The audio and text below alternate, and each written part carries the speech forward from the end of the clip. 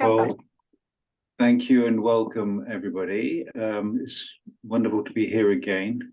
It was last year when I was speaking to presumably many of you that are on this call. So it's nice to be invited back. That was a very successful workshop, and I hope this one will also be as successful. Last year, we only had one product called Policy Commons. And in the year that has passed, we've introduced two new related products on that same platform. So we've had some changes, and we now call it the Policy Commons suite of products. So what is that suite? Well, the original Policy Commons that I presented to you last time, and some of you have subscribed to, is Policy Commons Global Think Tanks. We've now added two new modules or individual databases. One covering North American city reports, another covering world cities. And later this year, we'll be covering world government publications with a fourth module. So you can see it's a large suite of policy documents and related documents, reports, etc., being pulled together in one place on one platform. Well, just a reminder before we go into the two new products, what is Policy Commons Global Think Tanks? Well, this is a very large database of about more than 3.5 million records of grey literature, policy reports, documents, data, etc., etc. These are drawn from think tanks, non-governmental organizations, intergovernmental organizations, and research institutes and similar bodies from more than 180 countries around the world and in more than 140 different languages, not just in English, by no means just in English, many, many languages. We have full text coverage for 9,500 of these organizations, and they contribute these 3.6 million records. And they're updated daily, a large number of them, and if not daily, then weekly or monthly. So very regular updates, very, very current database. It is a grey literature database. So this is the sort of stuff that your users, your researchers, your students, they just really don't see. And it's because it's hard to find. They've never heard of the organizations that publish these documents, and there's no way within the library systems generally for them to retrieve this content. Yet they are missing out on more than $22 billion worth of research. That's how much we estimate is spent in producing these grey literature reports. It's far more money than is spent in journals. Yes, okay, so continuing on what's in global think tanks. Yeah, 3.6 million, this should say here.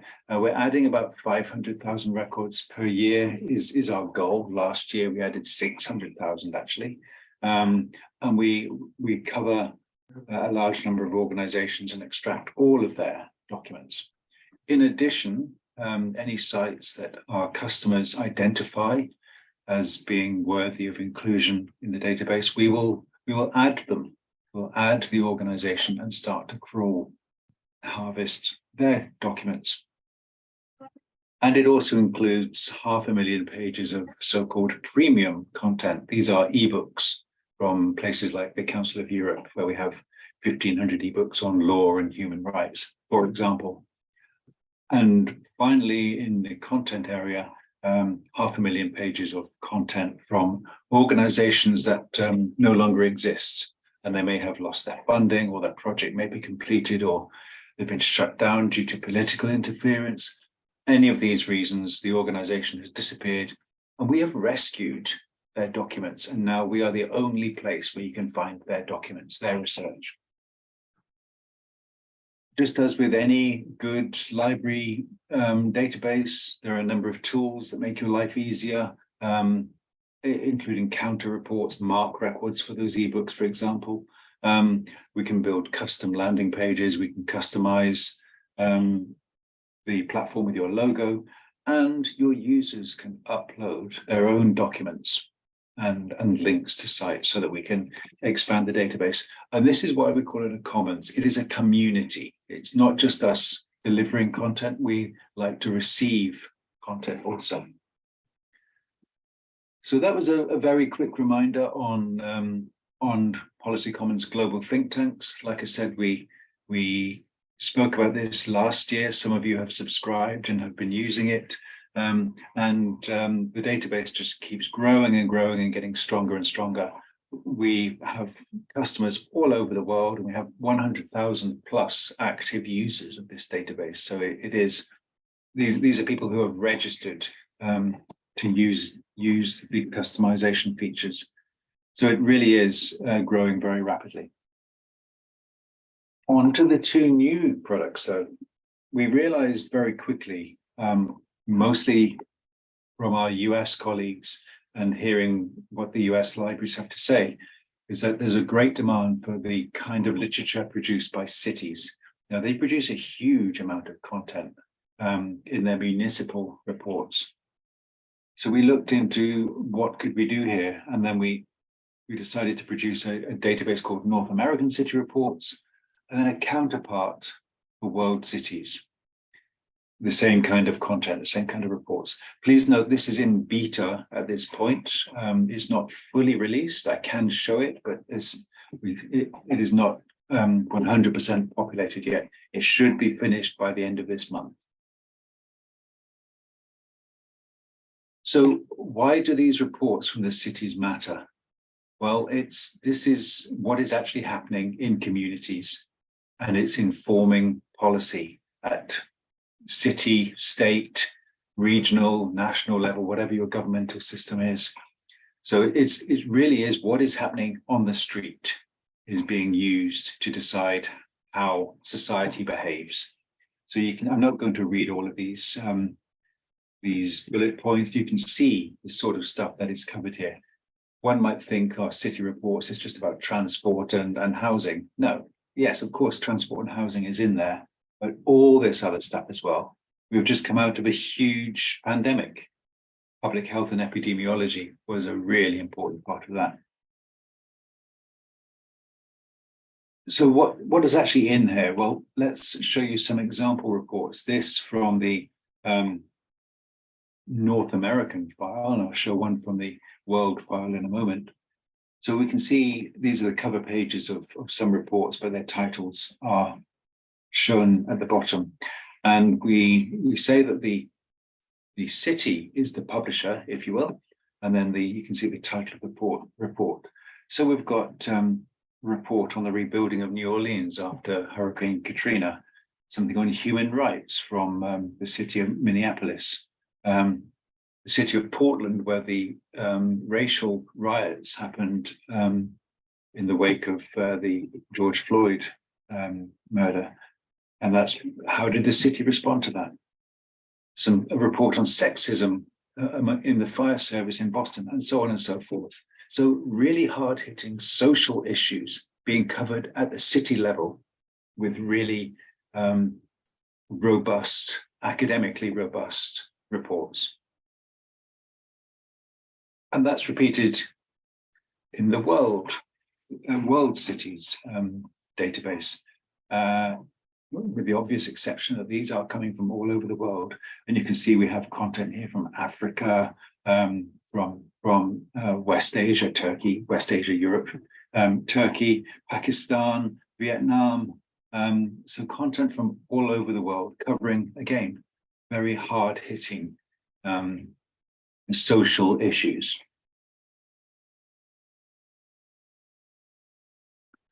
And within these reports, there's really hard data, the sort of stuff that very often you don't see in journal articles because they may be reviewing the situation at a meta level. But these reports are where the original data from any research is actually included. And maybe you can't see this on the screen, but we're looking at statistics on arrests of Black individuals, population forecasts in Louisiana, or diagnoses of HIV/AIDS by ethnicity. And this one is something on what people are interested in policies from town halls. So really interesting, but importantly, the data are there to be used and reused. So what sort of coverage do we have? Well, North America is covering 600 North American cities, USA and Canada, not just USA. And these are the largest cities based on population. The focus from the data is from 2000 till the present. And the sources of the data comes from various levels of the city. So the municipal associations that include the mayors, the mayors of many towns coming together, almost like a consortium, if you will. Associations spanning different regions, reports from third parties. We saw one from a university in the previous slides, and so on and so forth. So quite a diverse source. These are either updated weekly or monthly, depending on the importance of the source material. And we reckon there's going to be about 20,000 new reports every year, and there's currently a back file that's large at 150,000 reports. For the world database, what's in it? Well, similar kind of reports from the world's top 100 cities by population, plus capital cities with populations more than 20,000 people. Actually, quite a small city, so you can see the depth and breadth of the coverage here, going right down to these really small capital cities. We do have quite a focus on the global south, because we know that the academic literature of all kinds is lacking for global south sources. And we focus on those cities that are doing particularly important work in key topics such as climate change, political instability, etc., etc. Additionally, when some of our customers of Policy Commons suggest that we should include a certain city, we will do that. If they, again, just like with Policy Commons think tanks, if you recommend a site, you could also recommend a city for us to include. We will also do focus on logistical cities, if you like, so ports, airports, development zones for economy, and certain departments like fire, health, and police. So what type of content is going in here? We've said where the source material is from, but what is actually included? I'm not going to read everything on the screen here. You can see this. It's probably important to show what is excluded, because there's a lot of stuff that happens at city level for planning permission, or permits for driving licenses or building permits, that kind of stuff. That's not really that interesting. We really want the case studies, the data, budgets, any reports that have been commissioned, the really hard-hitting social and economic data that can be used in secondary studies. And then finally, before we move into doing a demonstration of this, there's a word about preservation. One of the things that we prioritize with Policy Common global think tanks is that links break, organizations close down, documents go missing. So we preserve them. I mentioned at the start of the presentation, we've preserved 500,000 already, and that will continue with the cities databases. But for different reasons. Cities don't disappear. Hopefully cities don't disappear. And city councils, municipal authorities, they continue to operate. But what they tend to do is they tend to move their content around as they rearrange their websites, or as they just in their day-to-day operations. And just as with think tanks, the people that are putting these documents up, they're not librarians, they're not publishers. They are usually marketing communications people, PR communications, and they just want to put a PDF up on a website. They don't really give a thought to how it might be discovered. Additionally, they're only interested in new material because anything a year or two old for a PR person, that's old news. So this is a long way of saying that we continue to do for the city's databases what we do for the think tanks and preserve the content so that it doesn't get lost to academia. The very final slide before we go into looking at the products, doing a demonstration, is some pricing. We already agreed the global think tanks pricing last year, and we have a very simple structure for you, whether you're a university or a college. You can see quite just here. The other two files have same pricing, slightly lower than think tanks, reflecting their smaller size. And we do offer a bundle. If customers take all three files, there is a bulk discount to be had. Okay, so let me just switch now to, I can't see what you're seeing now. I'm going to stop and start again.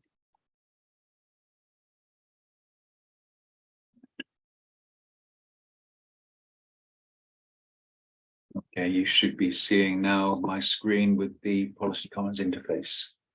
Yeah, we see your screen. Yep, very good, thank you. Okay, so I will go over the interface again because it's been a year, and although some of you have subscribed, most of you haven't. Some of you may be seeing it for the first time.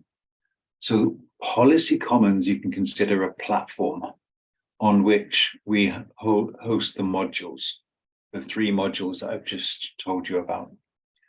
It's a very, very simple, easy platform to use, nice and clean. Obvious what you do here, straight in to do a basic search. But you can also browse into different aspects of the databases using these options here. In the top right corner, your logo would appear here. It's just my logo because it represents my company.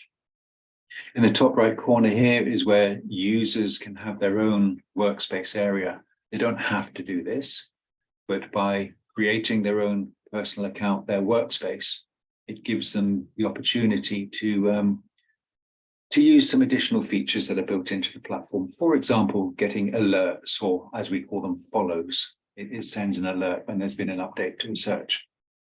As we scroll down, you can see some highlights. These figures are different from those that were in my presentation because this is for all three databases combined. So you see we have nearly 3.9 million records from all of these and 28,000 organizations. And then we just, we surface some organizations, some of the premium collections. There's a great many. Here's the Council of Europe I mentioned with their ebooks. And some featured publications. And these are just showcasing, if you will, that our editors put them up. At the bottom here,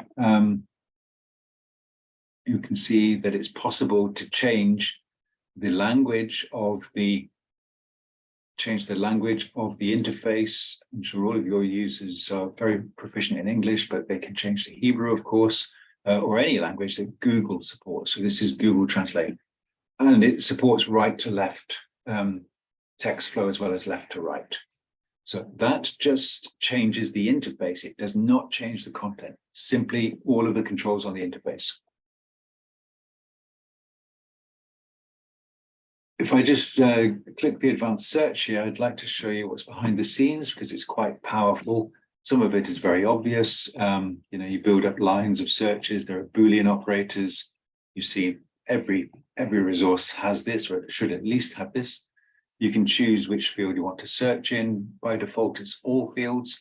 And our databases are full text searches. We index every word of the documents. So you're getting a full text search. You can set date ranges, and you can see document counts against each year. You can start searching for an organization. I always search for demonstrations world because it gives a good array of responses. So if you know what organization you want to find documents from, that's what you do there. And yeah, you can see that there's a very large range of organization types that we include. Types of document. Now, this is across all of the policy comments. This does include think tanks as well. But you can see a great many different types of documents included here. The bulk of them are reports, more than 3 million, 3.3 million, but then, yeah, significant contributions from others. And now it gets interesting when we look at countries. So more than 180 countries with document counts against them. So for no reason other than this is where we are, we can see from Israel, we have nearly 5,000 documents.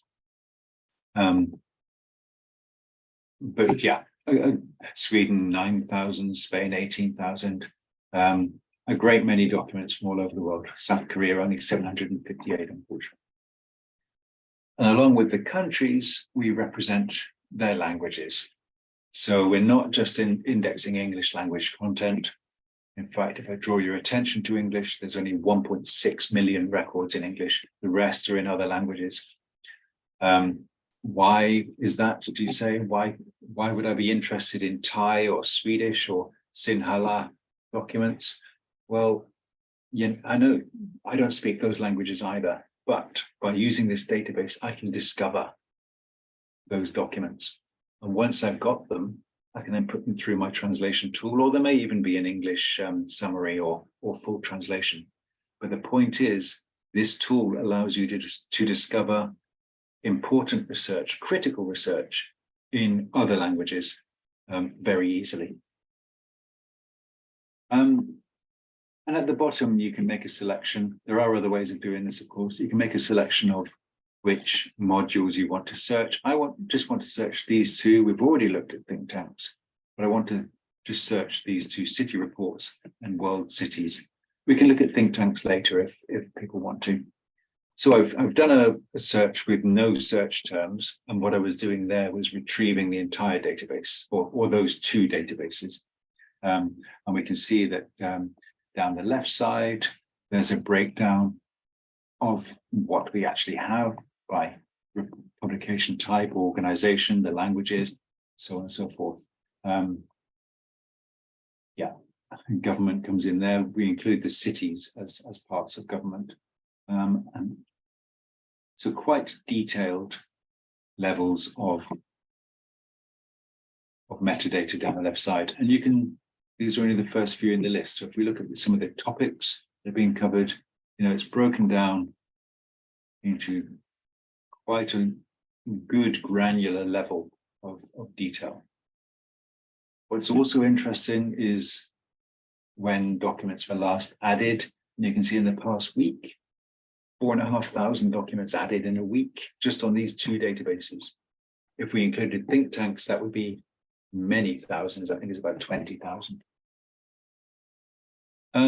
Yeah, so that's the sort of results page. Along the top, you have some functionality that appears in many places. The option to follow, you know, this is the alert service I mentioned before, displaying more or fewer results, some elementary sorting by date or by relevance, an option to export to Excel or to your reference management software, and different ways of viewing them, either in gallery view or in list view.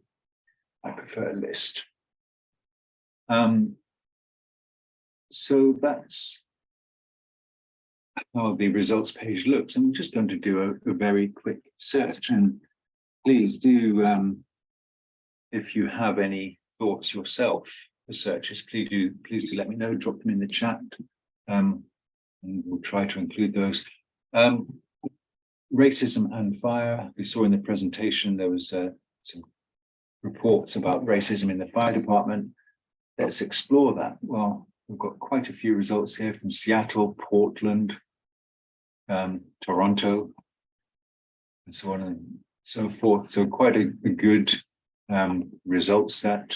353 results we see here. We might want to refine that down further by saying, well, I only want reports from the most recent years. Let's do that. Apply filter. And there we've reduced it to 156, so about a half the size of the set. Right, so, and now I want to see the newest. So I'm going to display the newest first. And there we have. And we have it from 6th of December, 2022, San Diego, California. And what you can see here is where our terms are appearing in the search. And you can jump straight to those by clicking this document here. We're straight into the document, sorry. So this is a document record. We're looking at budget. That's maybe not the one we really wanted to. And document records are very basic structure, very similar structure across all three databases. At the top, we have a unique identifier, persistent identifier. This operates the same way as a DOI, but it's not a DOI. We're not allowed to apply DOIs to this because we are not the publishers. It's only the publisher that can apply a DOI. The document title, the date of publication, some options to share on social media or by email, and also this permanent URL. This will never change. And you can copy that and drop that in your learning management system or wherever you want to put the URL. Some guidance on how to cite this, which can be downloaded. Of course, all the citations as a set can be downloaded from the results listing. And then the option to add this to a list. Now, lists are user-generated functions whereby they can build up their own mini libraries. This is one of the things that one has to log in for up here. So you can build your own library, and indeed a teaching staff could build reading lists here for their students and tell the students to read this by next week, because we can set the sharing permissions on these. Looking at this summary, I can see that the original document doesn't have a formal summary, and our web crawler has done its best to stitch together pieces of text from the document to create this artificial summary. I can tell that because of these ellipses that are appearing. These are the join points. So the paragraph doesn't flow, but it gives you an idea of what this report is actually about. Humans can understand this. Machines would struggle. Some basic metadata. We take whatever metadata we can get from it. There is no author on this. Very common with these kind of reports that there is no author. So you either say anonymous or you might put the organization name here. Interestingly, this report has some tables in it which we identify. You can click this and the table will open up. There's many tables in here actually. And this is exposing a nice feature that we actually have built in. So our software can identify tables in documents, in PDFs, extract them and present them like this. So now you can either download this individual snippet exactly as it looks and drop it in your own PowerPoint or teaching materials or whatever you want to do. Or you can click CSV and you get, when it opens, give it a moment, that table opens as a CSV file. Now, what I normally say here is this is not infallible and sometimes it makes mistakes, and we have that right now. Unfortunately, sometimes it gets confused and you can see the words have all run into one. Normally what would appear there is all of the columns and rows would appear as normal. So I'm sorry that I couldn't show you one that actually worked. I'll try another. This one should work. Yeah, let's just try this. It's a more, it doesn't have any formatting. It's a more conventional table. If I download this, I just want to show you how this works. Wait for the download to complete. Yes, so this has worked. Yeah. So you can see you now have that table in Excel. You can do what you like with it. It's saved you rekeying it, and it's reduced the possibility of error. So it means your researchers, your professors can then go and do further analyses with the data in that table. So I'm going to go back to my original document, which is here. The last thing I'll say is on the right side, there's a link to the organization. Go right mouse click that and open. And every organization gets a record as well. So we can see, what is this? Okay, it's the city of Pittsburgh in Pennsylvania with a link to its web page, even its Wikipedia page, and some basic information about it. And just as another route in, all of the documents we have from Pittsburgh appear underneath its record. So let me go back to that. And we want to actually go into this document. Simply, we just click read. And our document viewer opens. Now, this is a different thing compared with Policy Commons think tanks. These city reports are actually loaded on our servers, on our systems. With Policy Commons think tanks, the documents were on the organization's websites and we were linking out. So that's a slight difference. But other than that, it's a very similar experience. The document reader, it looks very much like Adobe Acrobat. It's not Acrobat, but it looks very similar to it. You can print, you can download, you can change to day or night mode, you can go to full screen, and you can change how the page behaves with its scrolling and so on and so forth, rotation and other things. On the left side, you can see some thumbnails, so you can navigate by thumbnail. You can see a table of contents, or the main content headings. You have some options to search here. I'll show you that in a moment. And then here we have extracts, so the tables that were discovered in this database. So there's actually quite a few tables. There you can see one example. That would be a very difficult table to copy and type out. So being able to extract that is really useful. Let me just go back to the document itself.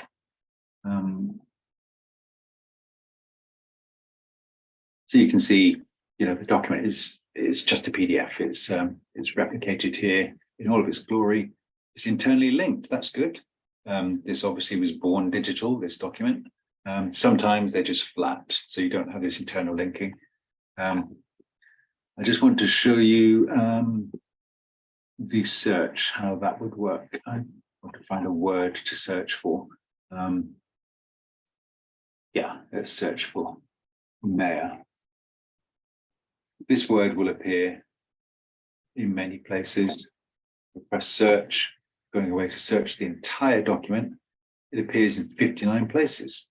And you can go through the document and see where it is appearing, just as you can with that in exactly the same way. So what that's demonstrating is that the keyword in context, the search is working as a full text search of the document, and it's highlighting your search term. It was a very, very basic search, of course. So it's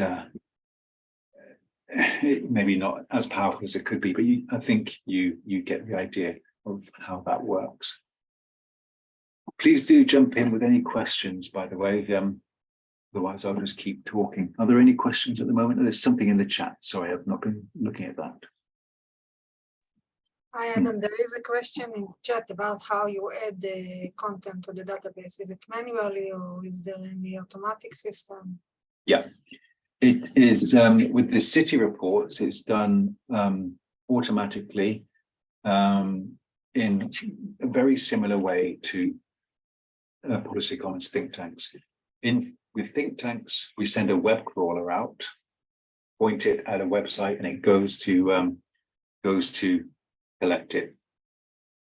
With the two city reports, we host the content on our own servers, but the indexing and all of that, the metadata creation and the linkages that are made in there, that is done by the same technology that's done the web crawling. So it is a web crawler that has routines and parameters that have been given to it. It's learning how to identify documents and how to extract tables and all these kind of things. So the question says manually seems unlikely. That's absolutely it. Yes, it's not done manually, it's done by machine.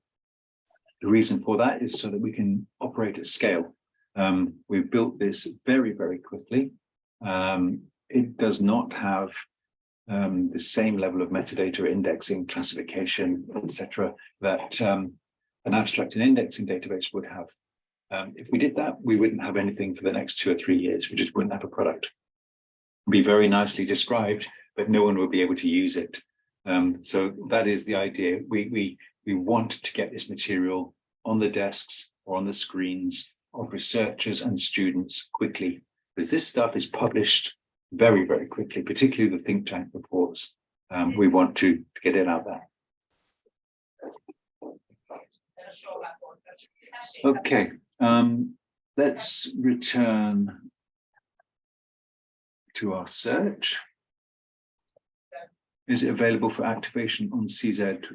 CZ, not presume that's not the Czech Republic. What is CZ? In the customer zone of Alma, she means the customer zone of Alma. No, it's community zone. Community zone, yeah, in Alma. It's community zone of Ex Libris. Are you working with Ex Libris? Oh, okay, I understand. Yeah. So with all of the, I'm not familiar with community zone. Is it part of their discovery service? It's Alma. It's Alma. Okay. Yeah. So with all of the discovery services from Ex Libris, from Summon, from EBSCO, etc., OCLC, we've made ourselves available to them. We've presented ourselves and said, look, here's our knowledge base, our KBART file. Please index us, please do your thing with our databases. Unfortunately, we know that that is a very a long line we've just joined. There's a lot of content, a lot of publishers in front of us waiting to also be indexed. And added to that, Ex Libris in particular don't know how to handle this content because it has neither ISBN nor ISSN. That seems to be something that they require. There's nothing more than we can do. We've made ourselves, we've opened the door to them, and hopefully they'll be able to find a way to index us in their database. They can list us as a source in the catalog, but it's not a full indexing in the discovery service.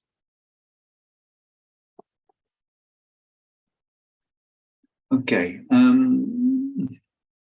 I can do some... Can I ask a question? Mm-hmm. So I wanted to know if each record on the databases have some kind of identification. Yes. It does. So each record, let's just open this first one here. You're still seeing my screen on it. Each record has this, what we call coherent identifier. And this is a unique ID number for each record. Operates in exactly the same way as DOIs. And soon we'll make this clickable. So this ID, if you click it, it will go wherever it appears, it would go straight to the record, straight to the document. That makes things operate much more smoothly. But yes, that is the unique identifier. And also the URL is unique. That will never change. And this is why we can drop the URL into learning management systems, virtual learning environments, and so on. So yeah, two main ways, but the ID number, coherent ID, is the main record ID. Thank you. So, does anyone have want to explore the content at all? Is there any topics that people might be interested in, or even regions that we could look for? If not, I can do one more search just to show a non-US instance. Let's do this one I prepared earlier. Run this search. Actually, what I'm going to do, let me just copy that. I'm going to go to modules. Adam, they ask Oh, for yeah. public health reports, agriculture reports. Oh, okay, it's just coming through. It's coming through. Yeah, yeah. Okay. Right. So let's go back then.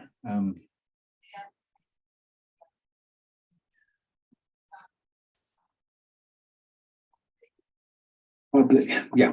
So one way of demonstrating the content that's in here is by demonstrating displaying the topics. Now these are written by our editors, and it's not the exhaustive amount of content that's in here, but it gives you some idea of the detailed subject areas. So let's have a look at legal. So two people who asked for legal. So we have just the auto completing here: legal maxims, ethics, aid, research, profession. Let's go for law. A whole load of different types of laws included in here. So this is giving you an insight into what is in there. Similarly, agriculture. Let's just make agriculture. You know, great variety of content types included. What else is being asked? Public health. Public health, yeah. I'll type, yeah, let's put public health.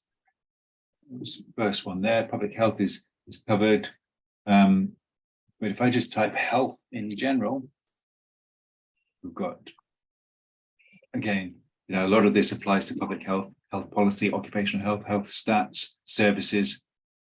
Yeah, there's a huge amount of content in here as well. We're not getting document counts here, but you can explore that. We can set up trials so you can explore this in your own time. Let's look. They ask you here if you can show some of the Israeli, exactly. I'm just going there now. The quick way of doing that is to, 4,771 records to answer someone else's question. Israel there. And just press search. So we're searching the entire database.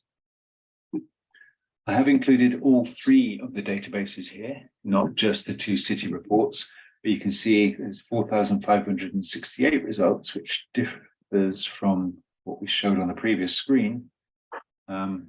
mostly in English, not Hebrew. Well, let's see. 1,000 in Hebrew and 3,000 in English. Some in other languages, which is interesting. Here are all the languages represented. Hebrew 1,014, even some Yiddish. So quite a variety of languages there. So this is where Israel is the both the origin and the subject, the origin of the publication and the subject of the document. So let's have a look at this. So Third Center Research is quite an old document. Let's sort by newest. Okay, very new, 23rd of May, 2023. So this is using Israel as an example, but I think this is, where is this? I don't think that's an Israeli organization, is it? Oh, it is an Israeli organization. So it's both published by and featuring Israel in the topic. And if we just view this document, I can see that this one is from Policy Commons think tank because we've gone out to the third party's website. And there you are, you have a PDF document freely available, no barrier, no further sign in. You can just download this or print it, do what you like with it. Someone has written something in Hebrew. I don't read Hebrew. Can someone translate that for me? Well, I can see the smiley face. No, people said that there are 14 documents in Yiddish. Like. Oh, okay. Okay. Yeah. Yes, I didn't comment on that. So that's. I want to add that we offer a long trial, about 2 months trial for everyone to test it and check everything, so you can play with it and see the content. Yeah.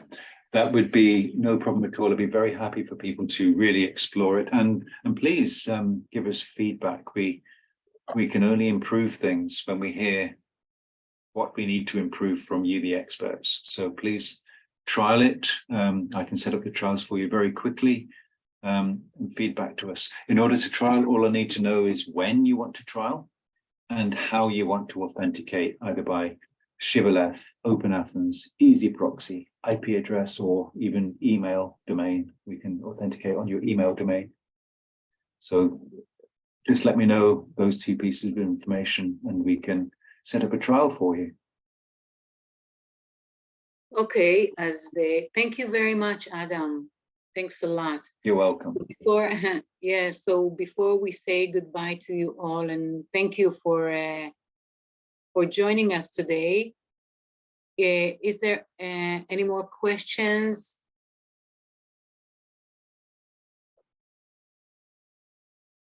Shoshi? No other questions, sorry. Okay. So thank you so much, Adam, for Thank presenting you. Policy Commons to us today. Thank you, Adam. And thank you all for joining us. And we'll continue being in touch with you and send you the recorded presentation. And of course, the trials, as Shoshi and Adam said. Mhm. Thank you. Yeah. Thank you, everybody. Have a good day. Bye. Bye-bye. Shoshi, תישארי. Okay.